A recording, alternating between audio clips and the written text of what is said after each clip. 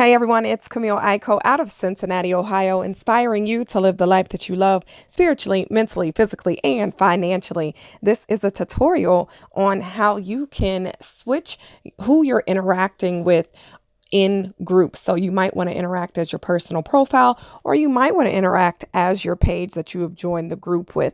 Now, keep in mind that all groups do not allow pages to join them. So if you have joined a group and it is your personal profile, you'll need to leave that group and then rejoin as a page, assuming they allow pages to join. So I'm going to go to a group where I know I joined as one of my pages.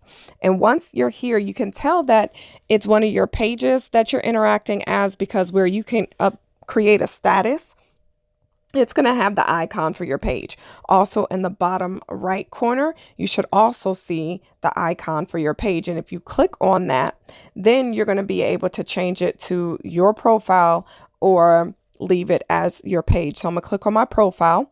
And now the icon has changed. So you see my picture there and both where the status is and down in this bottom right icon. If you click on it again, you can switch back to the page. And that is how you're able to toggle from your profile to a page. But remember, again, not all groups allow pages to join. That is up to the admin.